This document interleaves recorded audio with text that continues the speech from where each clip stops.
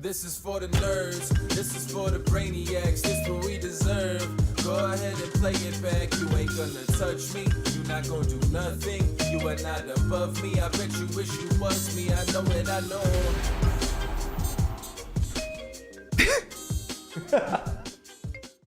Yo, this is for the birds. This is for the worm walk. This is for the Berkey. This is for the worm squad. This is for the those that fly in the air. This is for listen to a poker don't care. This is for Landon. This is for my people. This is for the church. This is for the steeple. This is for the Steelers. This is for Pittsburgh. This is for the radio. This is for pizza. Why is it for so many things? Yo, this is for everybody. According to the thumbnail, this is only for Devil. The Devil, Diablo, Ryan DePaulo joins us in studio again today. Wait, I have a question. Yeah. So when he says mics are mics hot before that or not? Is this who you've done your contract with? Your bidding? I didn't, my image of Satan and our relationship is still developing, but yeah, something similar. It seems to be paying off. More goat-like. I think more hair is terrifying, but yeah, yeah. Kind of like the South Park Satan? I'm getting a little nervous, honestly. I am, yes, more like. Do we have a Saddam Hussein South Park Satan relationship? Like, are you taking a little pitchfork in the ass every now and again? Yeah, just like you might if he wins the main. Yeah. Out. You might if you win the main. I'm getting nervous that I'm joking that I had an exorcism scheduled for like July 17th for at the end of it, but yeah. I may really need one. I need to chill out. I actually got in an argument with Katie, my fiance, because I was being so crazy about it, and she was like alarmed at the end of last episode. She's like, I was cringing, I couldn't watch, I had to turn it off because you're scaring me, like afraid for my sanity. Wait till you peel your face off and reveal what's underneath. Yeah, wait till I go to the next level of connection with Satan.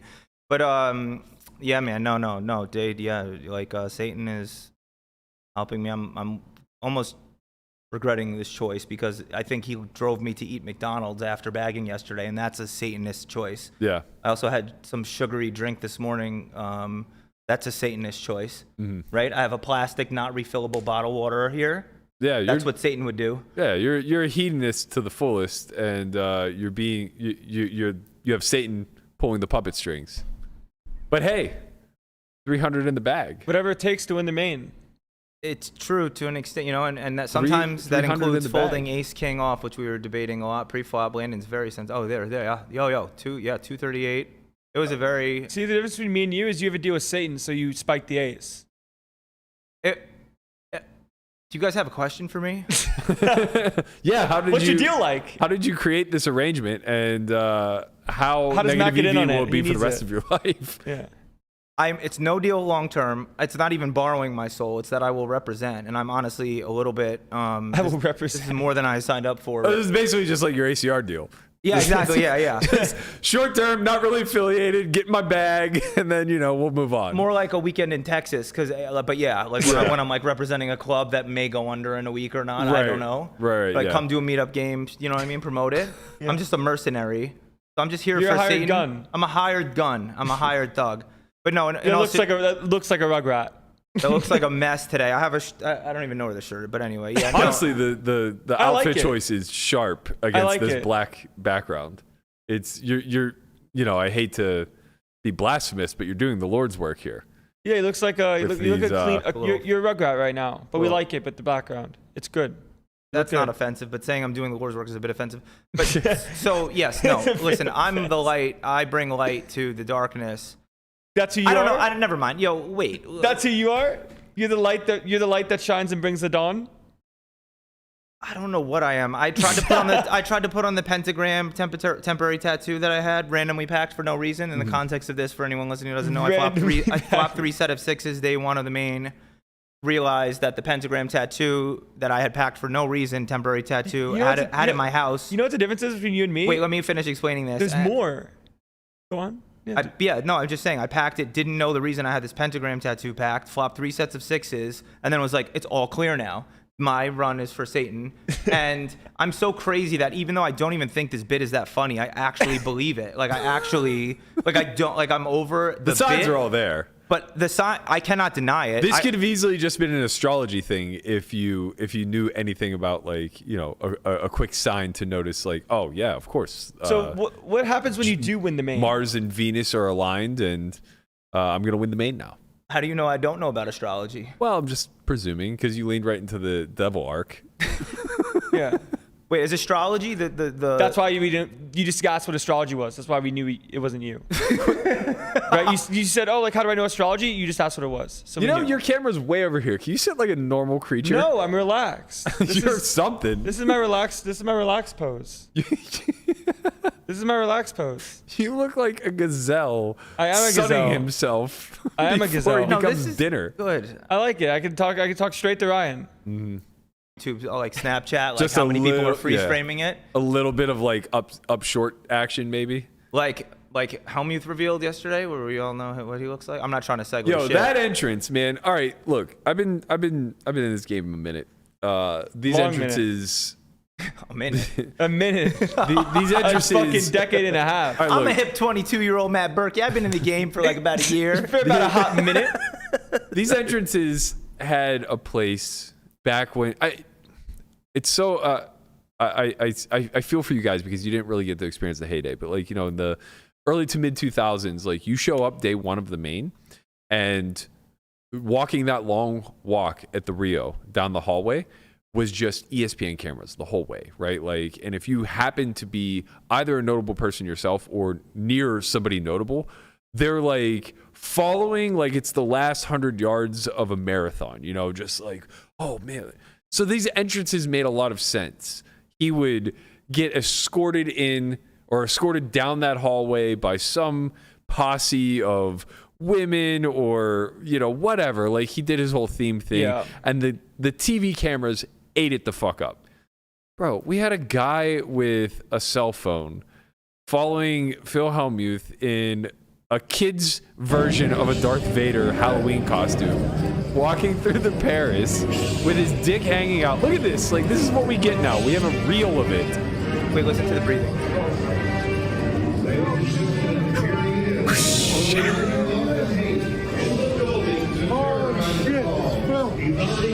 Mike's on. So, I don't want to talk over this thing. Bracelets, 6 more than anyone else.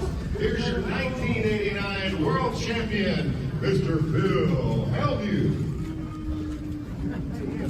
People are just booing him. No, it was like silent. It was like two They're people reacting. over it. People are over it. This is so. Oh, there's camera guys there. Yeah, there's a camera. I think this is great. I'm not so cynical on it. I'm serious. There is a camera guy. Look at, you're right though. Look at the fupa. I'm no one to judge anyone's physique. That's a lot of Carl's Jr., As a man. developing skinny fat man. That's a lot of fucking Carl's Jr. But like, I get where this started from. Okay, I understand where this started from. Like ESPN ate this shit up. It was back when guys would bark and get sent to a feature table and get patched up by Full Tilt for 50K. Like it was the Havad Khan, let's go, bulldozing people. You know, like that was worth money back then. It helped the image. It helped the part of the brand. shtick, yeah. And ESPN used it to create narratives. That's not happening anymore, man. You don't think Frank the Chicken Wang nipple has a big deal with the company from being annoying at tables? No, I don't. And like, you know, this stuff doesn't even really make it into the coverage anymore. Like, we're not on ESPN anymore. We're on CBS Sports late night. Like, we're the fucking show on CBS Sports that they're embarrassed for anybody to watch. So they stick it on at like 2 a.m. East and just pray that the old people out there who still have basic cable are going to tune in every once in a while. You know, it's like, I don't know, man. It's a real fall from grace. Yeah, it's a real fall from grace as it was before. There used to be TV commercials for poker. I didn't even know this until like a month ago. Poker used to be on TV. Actual TV. I know. I forget how young you are. Like, but I've been in the game for a minute. you guys are so cynical. Like, this is cool. This is great. That was fun. That was cool that they announced that. What was cool? The Phil What Hellmuth came thing? over? So, well, one, it was cool to be there for day 2. I know neither of you guys know what that felt like this year. Six Flags. And the new Paris Bally's, and which, Okay. like, you know, is based off a city in Europe, also Paris. But so sitting there in the Amazon room, whatever it's called now, and they just come over the loudspeaker. You hear. Tss, tss, That's cool to you? That's cool to you? No, he did the breathing part horrible. Okay. Then the Darth Vader fucking theme plays. Uh-huh. And they announce Phil Hellmuth entering. Is this still cool to you? Yeah, hell yeah. It's good for the game. It's fun. It's like, why? Because he's famous. It's like everybody knows who he is. It's like, I feel like it's like the old days. I guess it is nostalgia for when it was cooler, but I think it's fun. It's cool. Good for him for being willing to have shows where 3 assholes are making fun of him and his fupa. like that he's willing to subject himself to that for a bit. If he had a better Darth Vader costume, I would have liked it more. Oh, all right. I mean, again, for him to subject himself to Landon Tice sitting here with his arms crossed, fucking critiquing, like, look at him, preened out like a presenting gazelle, like critiquing Phil, fucking critiquing Phil Hellmuth's I get it. physique. You know? Well, that was you who did that. He's willing to play in a Darth Vader fucking costume with all his dick to show, his fupa dick outline, all of it, breathing incorrectly, which was very hilarious. Like that, he's just going. No, I get it. It's kind of cool in some regards. Like respect, like you can do what you want. It's fun, yeah. And he's somebody who's like very not trying to give up EV, I'm sure, and he's like still cares enough to like do it for the game, do it for the bit. You know, he doesn't need to self promote like that anymore, right? It's like he could just easily just walk in like a Rugrat. Anyone. Like the ex-champ, like even Qui Win, it's like, yo, do the world a favor, wear the raccoon hat. Or I don't know, he doesn't know us that, but like there's some I like it. I think it's cool and I appreciate it. Yes, it was horribly executed. His breathing should have been That was the main issue here. They should have had you do the breathing over the voiceover. The main issue they should have. The main issue was when it first came over the loudspeaker. It just sounded like someone like about to rap. But they were just like, psst, psst, yeah. This is the only friend show. Keep going. No, keep doing the beat. This is the only friend show. Yeah, I know that. Matt only know. Been here for a minute, but I'm still in it. Hot minute. I'm never stop in it.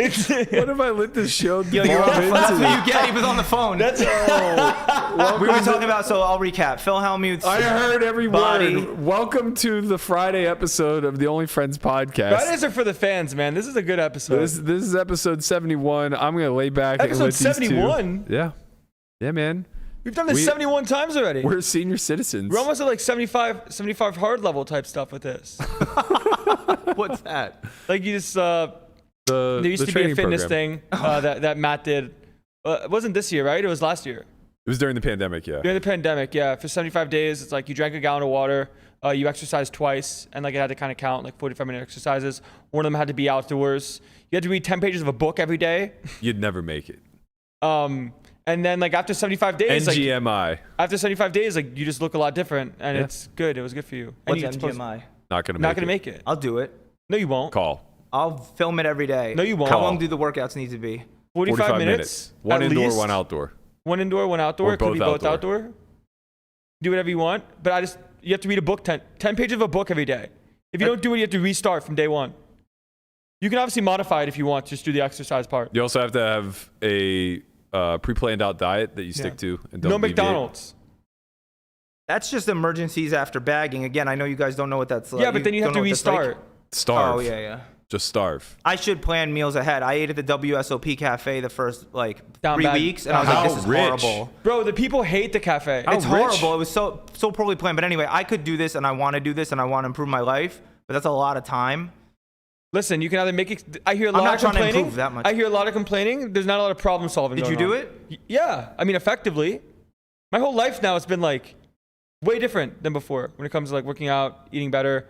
Is 2 workouts a day too much? Is that unhealthy? No. It just depends how you do it. Like if you do one good one, we'll count it. I don't want to look like Phil Hellmuth, and I'm on that path. No disrespect, honestly. I feel bad. I don't even want to say this because he did a bit for the good of the game. He did. That's fucked up of me. But I am developing that posture and skinny fat man. Listen, I'm gonna have poker players physique next thing I know. And you two are pretty sexy in the body game, so I'm gonna listen to you two. The best time is now, Ryan. It never gets easier. All right, I'm fucking doing it. It never gets it never gets harder. It never gets harder? No, like the exercise phase / lifestyle gets harder the more you put it off, right? Like the easiest time for you to start would be now. Because you get harder in a week or so, or a month or so. Because you would look different if you keep the same things going. You have to lose more weight. Does skateboarding count as one of the 45-minute workouts? If I'm covered in Honestly, sweat? skateboarding can count. A lot of leg work in that one. It is, and you're covered in sweat by the end. A lot of leg work. I'll count skateboarding. Okay. So, I can do that. You can. All right, cool. Matt, how much? For a 75 hard? How much you I want have to pay you? No, but... I'll bet. I mean, I'll make a wager versus you. All right, no, I'll do it. I'm going to do it. What if you don't? What if I don't, then... You got to keep your word.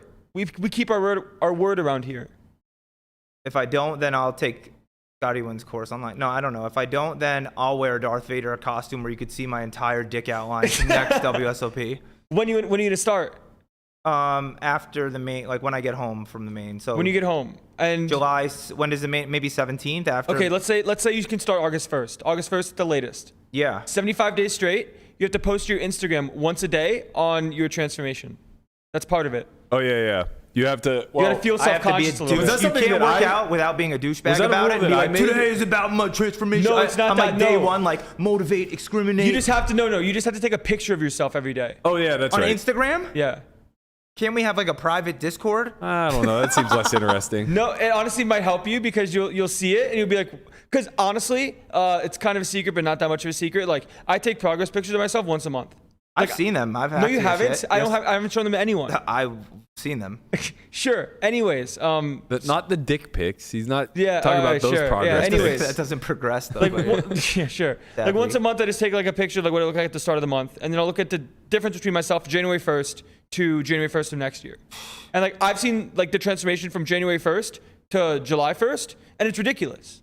And like it didn't really take that much. It just took like actually trying and caring and having some sort of like progress in mind. Okay, I'm on this public Ryan, platform, holding I love this myself for you. accountable. I will do it. I love this for you. I'm only thinking about. I don't really care about my Instagram. I'm down to if it torches the algorithm. There's no algorithm there. It doesn't matter. You post it in a story though. Yeah. You post it in a story. You don't have to. You can post it in A photo of myself vlog. every day, or just a video that I'm working out, like holding myself. No, No, accountable? just you a- need a progress pic every day. Progress. pic. progress pic. Every day, that's part Shirtless. of it. Yeah. All right. Part of it. Booked. Book. Do you, Fucking Matt, book do you it. still have yours, right? Yeah, I saved them. Yeah. It's- Book it. Look at wait, show Ryan if you can. Yeah, the let's just difference look at each between- other's shirtless pics. The difference between day 1 and 75. Just look at the difference between the start and the end. You don't have to see it every single day. I'd love to look at Matt. You do it right Day now. one is. He acts like it's not like on shortcut on his phone. I know. It's on my Instagram page. These are the rules. This is day Those one. are just words. I love this for you, Ryan. I really What the do. hell's day No, one? I need something like this. Good. Especially, I'm getting married September day 3rd. one. I'm going to be obese in my suit. Okay. Why do you look green screened? I just used the template. So I just put the picture over. Green screen. I put I it. put my head over the template of a body of I googled fat before, so that's and then he kept googling increasingly less no, fat no. by the day. So No, day I- 1 is plus 75. one before. Right. I used the background template. This was 75. Oh, you're so green screened. Okay. Oh wow. I didn't lose. I only lost like 4 pounds. You look happier. I said I wouldn't smile until the 75th picture. So for 74 days, I took a frowny pic. No, dude. Yo, I mean, But yeah, anyway, it's Booked. If you struggle at all with any level of consistency or do you think I struggle with consistency? Yes. holding Yeah, of yourself course I do. accountable, Yes, I'm Absolutely. doing it. August 1st, booked. Writing it down on my notepad here. That's just loose Okay, so papers. what happens if you don't? What happens if You have to I? hold yourself accountable. Okay, then you guys literally can pick whatever I wear next year to the main. Literally anything. Done. Absolutely done. What if Yeah. you do it? What do we have to give you? Like nice little wager. You get to pick our costumes? You can pick my costume. How about that? Oh, thanks. That's really nice of you. You can pick my But costume. I don't want you to. I would give you something really cool though. I wouldn't fuck you because you're doing me a favor by Good. letting me. All right, booked. Done. All right. Get over here. Okay. I already know what you'll be dressed as. Just to give you a little fear motivation. Oh God, it's gonna I be haven't something spoken. I revealing. haven't spoken with Landon about this, but I think once I collaborate with Melissa, we can really get it done right. But I'm thinking gay biker from the What's the group that sang YMCA? The Village People. What disrespect? They're the greatest. So leather jacket that only comes down to the midriff, no undershirt, obviously, spiked collar. You know what though? If he actually kind of gets it done, you might look good in it. Yeah, it's true. You might still lose. So you might just wear it anyway. You might just wear it anyways. You might win and get to wear this. Spike collar around the neck. You got a choker. The leather police cap. Oh yeah. Maybe assless chaps. I don't know. We'll see how we're feeling. This is a funny thing about bikers and gay culture is that there's not much difference in their outfits. I thought about this quite a bit. Even though bikers are all old men on meth with white beards, their outfits are that of gay people, the gays. Well, right? no, that's not necessarily Assless true. chaps, is that biker or gay? Ball gag. Right. I've seen bikers. The Village People are actually great. In the Navy video, it is hilarious. They just wave flags on a boat for like some of the video, and it's like amazing that they're just like. I can imagine an old Navy veteran watching the song in the video for In the Navy of them just being so gay on a boat, waving flags. And like I was like crying, laughing. I love the Village People. I like disco. I think that. So this may be a treat for me. That's fair. I think the Village People were an embodiment of like how terrible 80s music was as a whole. You don't like 80s music? No, it's so bad across the board. What do you like? What's a Pearl good Jam song and from the shit? 80s? Yeah, of course. Ew, What's a good memorable song from the 80s? And I'll tell you if I've heard it and if I like it. Journey, Don't Stop Believing. That's a good song. Yeah, it's a great song. Okay. There's like 10 songs from the 80s that have stood the test of time. No, that's not true. There's way Is more. Living on a Prayer in the 80s? Is Living on a Prayer 80s? Yeah. Yeah. Okay. Bon Jovi was great. The Billboard 100 Rocket from Man. Billboard Top 100 from 1980 to 1989. Like when it was still on iTunes in Yeah. college, a kid had all the years from like I took the 80s. wasn't- 83 is the best of I those wasn't years. even born yet. I wasn't born yet, dude. You think I have nostalgia for being 0 or negative fucking 5? When you were 0, you were just rocking Bon Jovi. Yeah. My parents literally met at Studio 54. But like Bon Jovi was late 80s. So early 80s was still that transition. Like, Every Breath You Take was number 1 on 1983. yeah. Yeah, I mean, that's a good song. It's a Don't good- get me wrong, Billie that's a good Jean, song. Michael Jackson. That's a good year. Keep going. These are good songs. Yeah, But take you're that, you're Matt. really, but you're taking like the Down Under, Men at Work. right. I believe in a man down under. You got it from under, cheese. We all know the songs, but like Beat It, Michael Jackson. they get Total Eclipse of the progressively Heart, more- Bonnie Tyler. well Man Eater, done. Hall & Oates. That's this a is great year. song. Man Eater's great. Oh, Hall & Oates obviously Watch out. clearly stand the test of time. You know what 80s songs are great for, actually?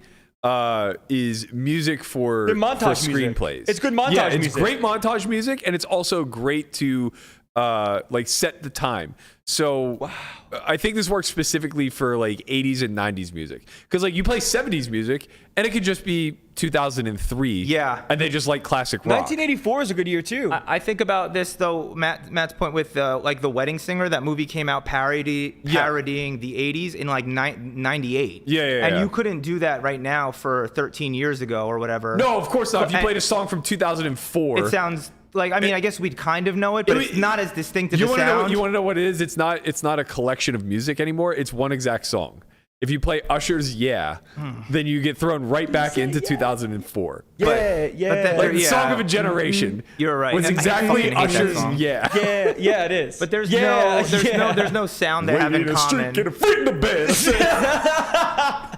Man, this is the best episode ever. I love this episode. What do you think Lil Jon's doing right now? Yeah! What? He's watching, heard us mention him, and he's like, yeah! He probably has an algorithm set up the same Every time someone says Lil Jon. the same as Hellmuth does on Twitter. So Hellmuth has an algorithm set up that if his name is ever even mentioned without adding him, he has an auto like feature.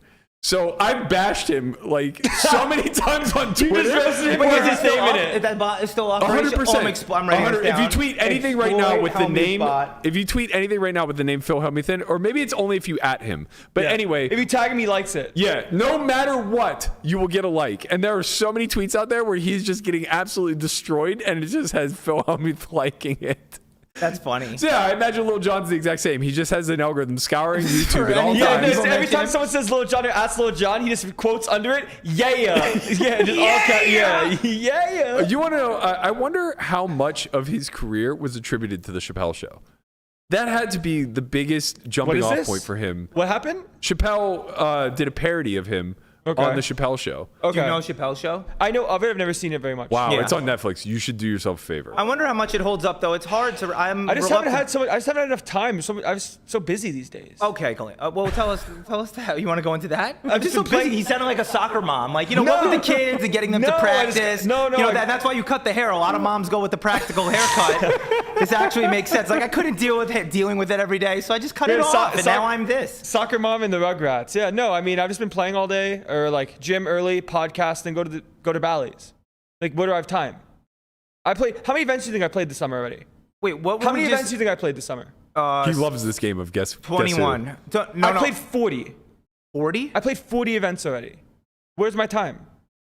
Bro, I'm making vlogs out here in the streets. I'm doing the ACR punter's pad. I'm with you. Don't get defensive at me. I don't even know what the fuck I asked you to do. What did we even ask him to do? No one knows. Oh, you said you recommended he watch the Chappelle show. You recommended he watch Chappelle show.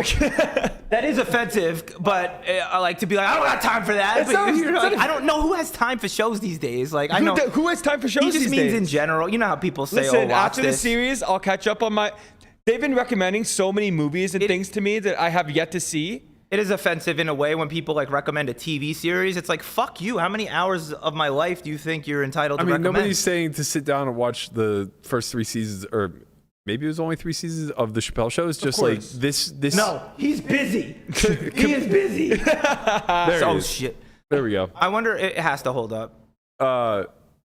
This show was a very important piece of comedy, I think, in the history of comedy. Yeah. But so was Abbott and Costello and the Three Stooges, and they suck at some point. No. I think Chappelle's show's still fucking hilarious. Well, Chappelle's still relevant, so for sure it's still going to hold. Right. But I would imagine. Yeah, I don't know. It's tough. There will come a day when we're gonna. Well, I was about to say I think that he chose icons in pop culture that have a long enough shelf life that the show itself will stick around. But I'm not entirely sure. Like, will the Rick James bit ever get old? It almost has to, right? Like, Rick James was barely relevant in the 80s, and he became more relevant again in the 90s when Hammer sampled him for You Can't Touch This.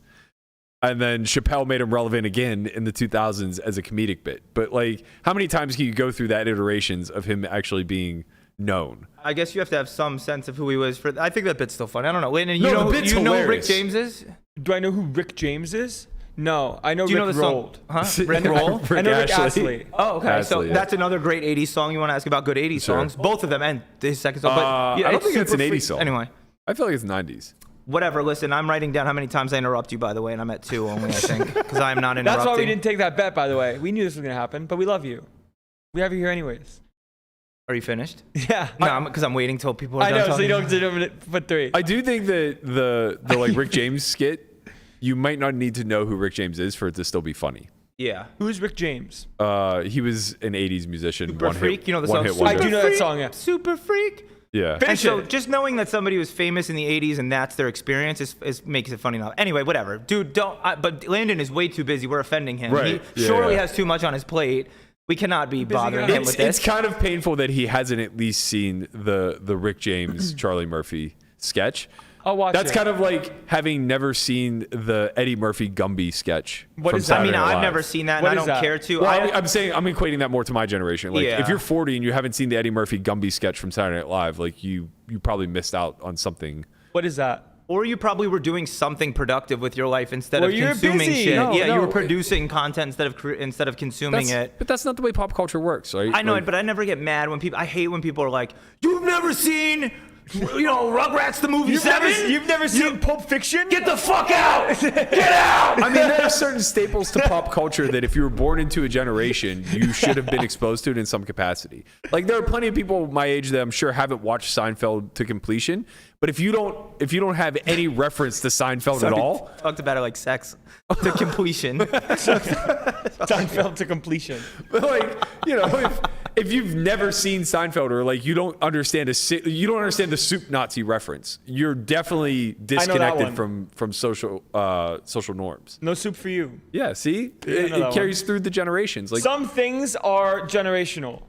That one was. Like that one would be around for a while. That's multi-generational. Yeah, multi-generational. Yeah. Sure. You ever heard "fuck your cat, fuck your couch"? Do you I know? have heard that. Yeah. That's from Chappelle's show. Actually. That's the Charlie Murphy, Yeah, Rick Chappelle's James show. Yeah. I haven't seen the Eddie Murphy Gumby thing, but Yeah, that's. I mean, honestly, that was maybe. sounds like there's a lot of things to catch up on, and I know I got a very busy schedule, but I'll make time for it. No, don't. that probably wasn't the best Eddie Murphy sketch to cling to. SNL sucks. SNL's great. I mean, you Matt can loves SNL. It's not very memorable now, but I think that they have very funny people on it. Sure. But I yeah. think throughout the like 70s through like late 90s, they produced like even the 2000s actually with Will Ferrell. I think they produced some sketches that are like multi-generational. The cowbell sketch, my kids. I mean, I'm not gonna have kids, but 3 generations from now, they'll know Will Ferrell's cowbell sketch. Your clones. Yeah. Will not. Yeah. Wow, Ryan, they might need you on Saturday Night Live. You might be great on Saturday Night Live. Maybe I could do characters and all this such. Oh, like the All you Japanese can do is guy. the won't do that. angry New York guy. You could just be angry New Yorker. You could just be yourself. The fuck is that supposed to mean? Literally what that. the fuck are you fucking saying? I'll come over there right now and stroke Literally, those I like sexy legs. Dude, you look at your shoes are like New York shoes for sure. These are some New York shoes. Well, they could see my thigh fupa. What does that mean? New York skater shoes. Oh yeah. I like them. Well, that's what I am. Thanks. But wait, listen. That's what you could play. You could play the angry New York skater boy. He was a skater boy. He said, "See you later, boy." There he is. Landon's the He new me. looks I'm like feeling a it. rock right Sometimes now. you have to tell them to shut the fuck up. How's it feel, Ryan? Annoying, Yeah, but entertaining. yeah. That's you. That's literally What you. a reflection of myself today. That's Because now you. I'm derailed from what the fuck I was gonna say. Not that it was that important. It's like when you look, like people say like when you fight someone like you must master yourself. Like right now you're fighting against yourself. Yo, I love you today. I'm happy today. As opposed to the last time we were on a show, it was me and Conrad. You were very like. Well, I went at you way too hard. I was down sad. You were having a rough morning, and I was having a rough morning because I planned on hosting the show, and then Conrad really wanted to, and I was like, well, I guess there goes my fun. But I think you're So I better sat in there. this role, like between you two, like it worked out that way. I don't think that you get to speak any less not hosting. Like No, I don't. No, like- he got to control the conversation less, which I Oh. think. Well, that was inevitable with me fucking in here unleashed anyway. I think specifically though, with you and Conrad being the ones holding the reins, that's a very uncomfortable position for you. Listen, bro, imagine me, like nice Florida guy, like obviously Florida man a little bit like weird or whatever, but anyways, like me, like one Floridian, right? One Florida man versus 2 New Yorkers. It's not a fair fight. it wasn't. Yeah. But we did talk about you quite a bit on that episode. I mean, Not in any good way. Almost like you weren't even in the room. Yeah, it's almost like I wasn't oh there. no, I meant you talked about yourself. But yeah, almost as if he wasn't there. We did talk quite a bit of shit about you. You know, you revealed your Perkins Yeah, stuff. Like, no, it was good. Don't get me, It's we've fine. accepted it. It's over now. It's not my fault. Okay, wait. not my- I wanted to say one more thing about SNL real quick. Okay. Norm Macdonald. Well, what like the only parts of SNL I like. You can only be so funny with only so much prep. Shitting out improv. It's like streaming. Not this show because we prep, but like poker streamers versus vloggers. They're dog shit. They're just shitting themselves out there. We're editing some shit and making it, right? But Yeah. it's like a spectrum of like effort or something. Like Yeah. 1 week to make a improvised show. Yeah. I the only parts I liked ever was Weekend Update because they're writing jokes and it's just like joke.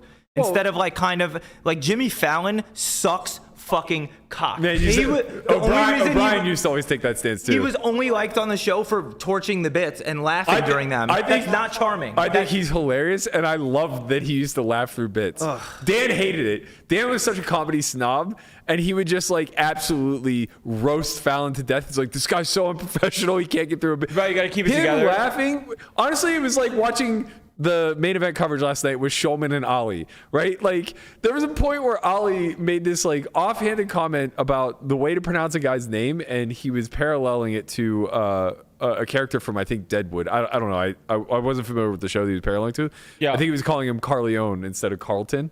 And he just loses it mid-bit. He can't keep it in. He's like dying in the mic, laughing his ass off. And Nick goes, I mean, come on, Ali. Like, they have a mute button for this. You're just doing this at this point. But like, as an audience member, I'm here for those moments, you know? It's Right. so human and genuine. It's almost he like you kind actually of- finds yeah. himself that fucking funny.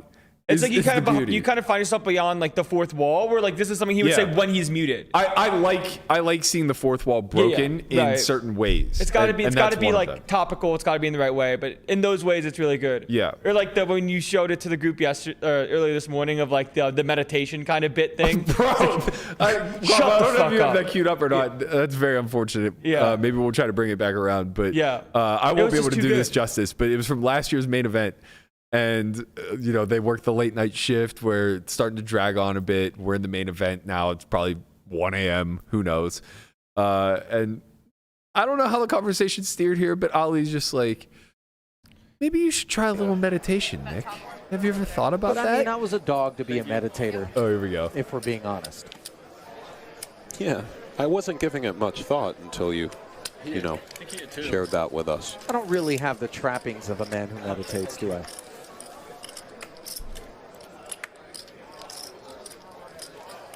You should consider meditation. Shut the fuck up, Ali. Okay? All right. 420. Holy shit.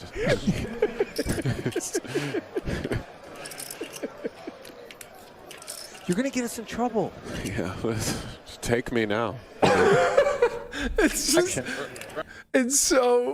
pure. good, right? So pure. It's just so pure, and like Ali is such an antagonist in that moment, where he's just like, he knows that he keeps pushing it, right? He's trying to get Nick's goat. Ali Nejad, just like we're on a poker show and people may not know. It's not Imserviched in the booth, just randomly. I don't know why. I feel the need to clarify that. No, whatever. Does that count as an interruption? No. But kind of half a point. But, all right.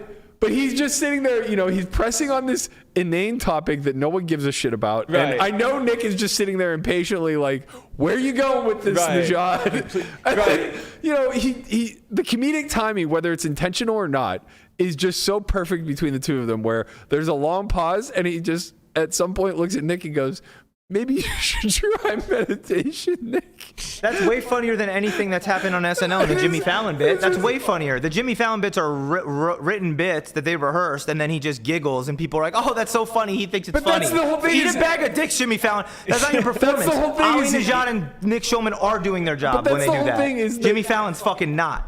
What if everybody giggled like a bitch? What if that? It's the same thing. It's rehearsed in Ali's mind before he comes with this line, right?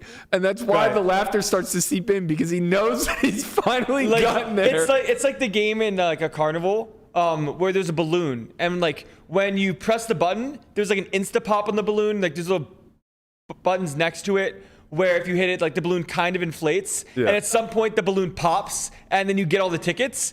But like Ali knows he keeps pushing the button, and then he's gonna say something that's gonna be like insta pop, and then Nick's just done. Yeah, and it's like he can feel it as the words are coming out. Right. He's just like, when are you gonna stop? Maybe you should try meditation, Nick. And without any hesitation whatsoever, the snap response of "Shut the fuck up, Ali." please stop. It's so good. It's so good.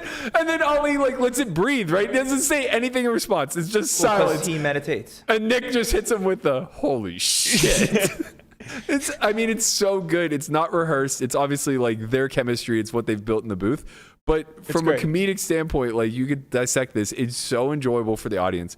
And I know you hate Fallon, but like I think that's what was so fucking good, man. The cowbell bit is so much better for him trying to spit out "we need more cowbell" and just like unable to do it. He's just dying at the hilarity of this skit that they wrote.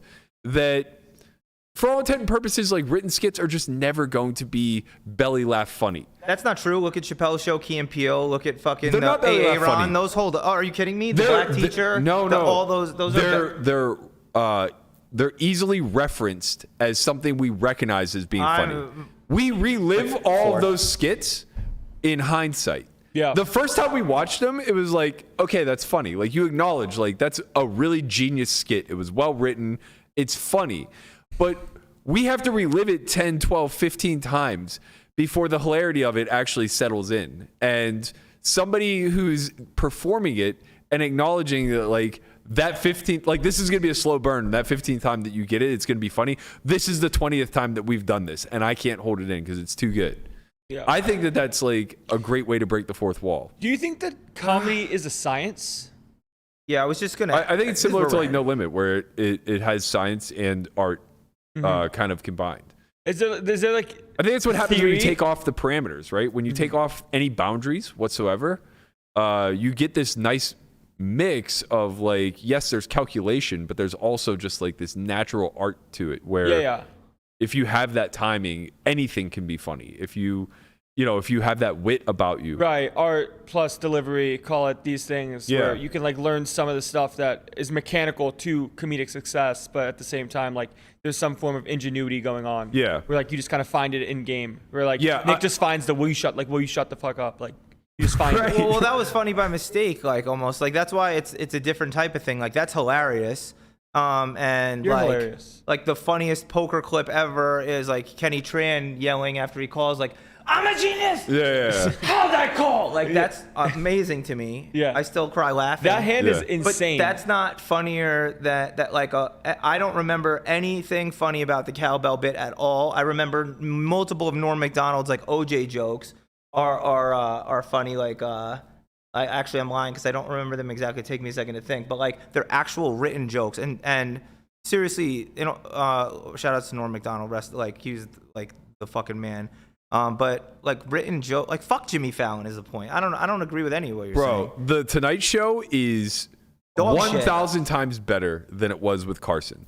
The Tonight Show is for old ladies in Minnesota. No, it's changed so much. Late night TV, Matthew? Bro, they've done. David Letterman. God. First of all, David Letterman, in my opinion, was like the true late night TV artist. Like I think he was a million times better than Leno, but Leno catered to that general populace, right? Like of what you're speaking to, the late night crowd, whatever. David Letterman was a genius. Like not just comedically. Like he is a fascinating human. If you ever get the chance to like watch the interview series that he has on Netflix, he is so remarkably good at what he does, at drawing out the personality from people and like getting a very candid interview.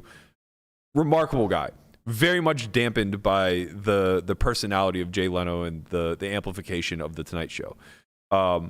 Jimmy Fallon has reworked the entire template. Jimmy Fallon's a bitch who never did stand-up, I don't think. He's just a giggling cuck who has a PC-ass show and plays this fake, stupid shit that cheats the algorithm on YouTube, by the way, and just gets to the front, and even though nobody cares, that it's like, oh, who's going to smash an egg over their face? Jimmy Fallon or Selena Gomez? Can't wait to see that. David Letterman and Jay Leno wrote jokes for the start of their show. Jimmy Fallon has the tamest, most pussy joke. He sucks. He's a hack. It's all watered down. Tell us how you really feel. Tell us how you really feel. Fuck that hack shit, right? Give me Eric Andre show. All fucking no! Give me the fucking Eric Andre's show is one of the worst sketch comedy shows I've ever witnessed in my entire life. Okay, real quick. I'm a car. Ryan. I'm a car. Ryan, do you remember the Eric Andre skit? Yo, Ryan's looking at me with these eyes. I know, I'm excited for you. Yeah, well, I want to know your. You two are the only two people I've ever come in contact with who think it's good. Where like he goes to the gas station and like he goes to try to get gas. Man, I haven't seen it in such a long time. I forgot. It's the worst bit of all time. Honestly, my car. These teenagers took my car. Do you remember this? I don't, but it's already funny to me. No, I can it's not him. funny at all. We've shown this video to maybe 30 people, and literally the only two people prior to you that have thought it was even remotely close to funny was Landon and Melissa. Well, they're both the funniest people on the show. Whatever you want to say, no, man. They are. Are they not? The funniest people. They make the funniest jokes on the show. No, they don't. You Melissa think you do? does, but it's because she's willing to go to potty humor, and that's always funny coming from a female. She's actually funny, though, and they're actually funny. They're actually funny. Whatever makes you feel better about having the absolute worst sketch comedian in the history of comedy on your short list of great shows. He's making fun of your heroes like Jimmy Fallon with his show when he's sitting at a desk and then like something explodes and a light goes off. He's blowing up your dream of being the next Jimmy Fallon. He's making fun of that. The Eric Andre show is completely unhinged. But it's just unhinged ironic humor. Comedy like that is definitely not funny. It's not ironic. I think there's something base level funny and ironic when he's just going up to like people on their lunch break in the financial district of New York and being like, "Ranch it up, dude. I'm gonna go to the quad later. You want some ranch?" Why is that funny? Because it's like fucking. It's so unsettling. Absurd when he's wearing a what's the half horse, half man thing? Centaur outfit on the train with cakes.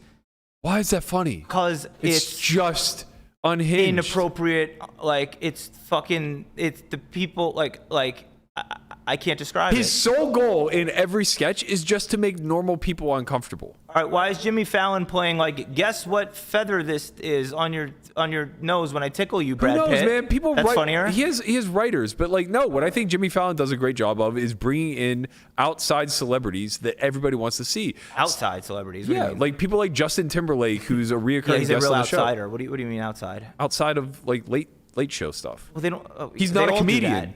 He's not a comedian, but They he's all do that. no. Like what? Why am I forgetting his name right now? But he had the Matt Damon bit for like a decade. Oh, Jimmy Kimmel. Jimmy Kimmel, yeah. Like what he did with the Matt Damon bit, I think is genius. What Jimmy Fallon does with Justin Timberlake, I think is genius. And Jimmy Fallon has like a lot of capability of doing this with multiple people. I'm always catching myself watching clips of people that I wouldn't think of being all that funny that actually are hilarious. Like you can say whatever you want. I don't care. You're comparing apples and oranges when you're talking about him and Eric Andre.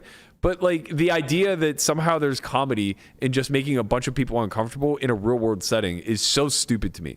Like that's not sketch comedy at all. Isn't this part of than that, humor though. in general, though? Key and Peele is a good sketch comedy show. Like, isn't this part of humor, though? Like, humor in the sense of, like, subjectivity and, like, part of what jackass isn't humor. funny? Non sequitur is the definition, sort of humor, like stuff that you're not expecting. But like, yeah, it's like, yo, his movie is great. There's a storyline in the Eric Andre movie. You didn't like it? Awful. How do you? Who is it? It's Did you see? literally you liked it? unwatchable, Bro, man. I'm too busy. I don't have time to watch anything. I forgot about that. It's fucking hidden camera comedy, funny. man. Do Like, do you have an eye on the it's so chat? I wonder if tired. they hate us arguing this or they like it, or who do they don't care. Who do they side with? They don't care. Who do they side Somebody did get me. They said Berkey loves Big Bang Theory, no cap. Yeah. See, this is I what do you're like Big Bang Theory. you read the funny papers still. Like, that's I like you call them the funny papers. I don't think Big you Bang like Theory. Marmaduke and shit. I don't even know what that is. Sally. Garfield. Garfield. You like Garfield. I and don't Dilbert. think Big Bang Theory is funny. You love Dilbert though. No, I don't. Dilbert is his favorite book of all time. No, I don't. I don't think Big Bang Theory is funny, but I actually do enjoy the story arcs. How about Two Girls, One Cup? No, I meant Two Two and a Half girls? Men. Oh. I actually meant Two and a Half Men. No, I did. Have you seen? Oh my Two god. Girls, One Cup is hilarious. I didn't like Two and a Half Men. I loved How I Met Your Mother. But again, I didn't think it was like super funny. I thought there was enough humor interjected Okay. that This the is- storyline this was. is- Okay, so how about this one? Calvin and Hobbes. Never. I know nothing Do you think about Calvin it. and Hobbes is funny, Ryan? I don't even know what it is. It's a comic, I right? don't know. I just see the Calvin peeing on hillbillies' trucks on their opposing sport team, Calvin and Hobbes, and I'm like, like, yo, fuck it's you. Calvin and Hobbes is like it's like the little, it's like It's a comic comics. strip. I know Yeah. what comics. they are. It's a tiger and a boy. Funny or not funny? I don't know. All I know of them is the boy None of us read peeing on comics. the New York Jets logo. That sounds like a Ryan type of humor, so you probably think it's funny. No. Whatever. It's some decal somebody made and probably didn't even pay them. But Matt loves Dilbert is his icon. You love the oh god, what are some other funny papers? There's some great ones out there. Peanuts. No, this Classic is not Peanuts. my brand of comedy. You My like brand the of Three comedy. Stooges? Three Stooges. I grew up on Three Stooges as a kid. Like as like a 4 and 5 year old, I You're would watch the a lot of oldest Three 40-year-old Stooges. ever. My dad loved it. He's actually just the 40-year-old ever. But I didn't find the Stooges to He's be the Berkeyest Burke. I didn't find the Stooges to be very funny. I don't like clean comedy. I don't like. Wait, are you a clone? No. There are many Burks. I wish. Because how are you? That would be great. There are other Berkeys in a vault in one of the Solve for Why studios. I said, have you seen Rick and Morty at all? Of course, yeah. That's Have you right. seen the one where like there's a council of Ricks? Yo, yes. There's a bunch of just clones of Matt. That's what I just realized when you said he's the Berkeyest Burke, or I said whatever. You were Yeah. like, yo, you are the Berkeyest Burke. Like, there's many Burke. You're Matt Berkey C-137. Exactly. Right, yeah, that's fine. And I'll you're accept Landon that. Tice C-137. Yeah. And he like yells at you and you're the Morty in this relationship. I don't love I don't wanna Fallon be for what it's Morty. worth. I don't love clean comedy. am My brand of wow, comedy the is chat must be roasting you because why did you back down? No, you it's- love Fallon. No, I don't love Fallon. I love what he does. I think like for that, I don't like late night TV, but I think he It's amazing. as a host, I mean, how does he play board games with Katy Perry? I just can't imagine the skill Bro, in that. I'm sorry. I think like what him and Jimmy Kimmel amazing. do is some of the best stuff that's on late night TV, but I Amazing. also don't watch it. Right? So it's like I compare what they do closer to Saturday Night Live than I would to like, more traditional comedy. All right, let's roast your taste in music now then, because after you've been wrecked in comedy, No, he's got good music. Pearl Jam. That's good music. Listen, let me finish. Sorry. That isn't That's my another general one. brand I'm of marking comedy. myself, by the way. My general brand of comedy is very like extreme somewhere between like dark comedy and like potty humor comedy. Like that would be my range, I would say. So guys like Anthony Jeselnik, I think, are fucking hilarious. And this guy's just making suicide jokes 24/7. I think guys like Chappelle are geniuses. Who's a stand-up you think isn't funny? A lot. Does Amy Schumer count? Amy Schumer's not funny. There you go. Who else do you think is not funny? Who else? Well, I don't watch comedians I don't think are funny. So Did you like Norm Macdonald stand-up at all? I did, but I thought a lot of his humor was specifically in his delivery and his like porkiness. Nah. Like, well, don't get me wrong, his jokes are written well, but I think like the big belly laughs come from his comedic timing was impeccable. Like some of the best, I think. Who else recently died that I thought was Bob Saget, I think, was hilarious because he played such a alter ego as Danny Tanner. Danny Tanner, not a fun character. Brendan Schaub is your favorite comedian, though, right? No, I don't think he's funny at all. Nah, he's your favorite comedian. No, I really don't like him at all. Dilbert and Jimmy Fallon are your trifecta of like Brendan comedy. Schaub was like the former MMA fighter, Brendan right? Schaub is like, it's like has a 1-star review, his stand-up special. Yeah, I think Everyone's he hating on it. stinks. I think he stinks. I think that like Nikki Glazer is very funny to me. I'm just thinking of like the podcasts that I watch. You really did enjoy the stand-up thing that we went to. Yeah, what was that? They sent the wrong high Matt. stakes comedy. Oh man, What was it? The two middle or the middle and the final act that he had on were fucking hilarious. Yeah. But also the guy that I thought was the funniest literally came out drunk. Yeah. And no one knew it. So he starts delivering his routine and he's in like a daishiki and he's like, I got this from TJ, or the lady at TJ Maxx told me that this is authentic. And I'm just like, this guy's really funny. And then he stumbles a little bit. He goes, yo, shut the fuck up. I'm drunk. I'm so fucking drunk. You shut the fuck up. You let me do my thing up here. And I'm dying. Cause like, again, he's breaking the fourth wall somewhat, like this isn't part of the routine. And he's able to just steer into that improv aspect. Matt likes the niche humor, No, that's not. Yeah. It's niche. That's niche. Yeah. That's like fucking whatever. I like. I don't mean to say whatever as if I have the right to summarize a thing, but I think we all know who the expert would be here, Matthew, of the three of us. Is it you? It's Landon. And no, I think that the Florida comedy scene is just popping. I find a lot of stuff funny. No, I know. You have a good sense of humor. I find like a lot of things funny. You and Mel are the funniest people on the show, so your guys' senses of humor should matter. But listen, the written jokes are maybe it is snobbery, but like I don't care that like that's not, you can't retell me that and have it be funny. Whereas like a clever bit you could retell. Whatever, dude. Time to deliver a pizza ball. Eric Andre going in a karate studio with a ball of pizza. No. Singing "Time to Deliver a Pizza Ball." Come on, stop. And getting thrown out. Stop. Like, that's not funny. the most genius thing. But that's way funnier if you're going to equivalate the two than Jimmy Fallon playing Shoots or Ladders guerrilla humor with fucking with Mini-Me. Do you know what everything that you describe about Eric Andre is? What? Do you want to know what everything you describe about Eric Andre is? He's the extreme obnoxiousness, but yes, he's just obnoxious. Yes. He's literally just obnoxious. I respect he's that. Funnier He's the edge. He is funnier in Two Broke Girls, which is not a very funny show. No, you love it. No, I don't, but I do love Whitney Cummings. So I continue to watch to support her. What are your favorite movies ever? Not comedies. It's like Good Will Hunting, Seven, Fast Five. No. Scarface. 50 Days of Summer or 500 Days of Summer was really good. Oh, you have a soft side. You have some emotion in you, Yeah, even though you go out there slaying. even though Matt's just on the scene. Ryan, you just like really enjoy the guerrilla humor. It's like, okay, like I'm gonna run into the store and just scream at someone, and like you'd be like you must have loved Jackass. Oh my God, I wanted to be them when I was a kid. Oh, come on, man! This is the worst form of comedy. Well, they were all skaters too, and I'm a skateboarder. Sure. It was like super cool. You're a skater boy. You said, just- "See you later, boy." I hated Avril Lavigne because I was like, she's such a poser. She can't even ollie in the video. I was so mad at her. She can't even do a kickflip. Yo, I was so mad at her. But Are you still mad?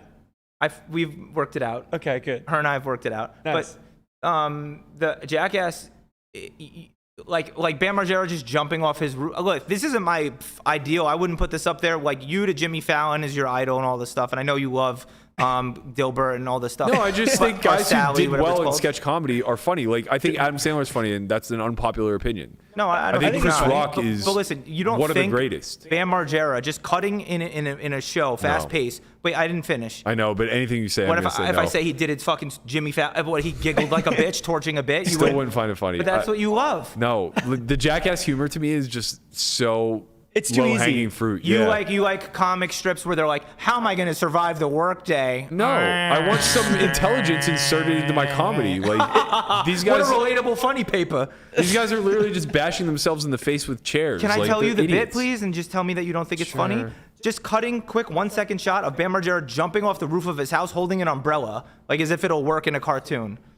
It's not funny, man. I think it's very funny that someone would Well, attempt you that. guys, listen. Matt's got like the upper level humor of just like seeing things and like you write it out. It's like, okay, this is funny for these reasons. And Ryan, you just like the gorilla humor. You like the I'm gonna jump off a roof with an umbrella and I'm gonna fly. Like, But for many levels, it's not just the base level. How dumb? It's not like, oh, it's not like But it kinda the movie is. Future. What's the movie where they're in the future?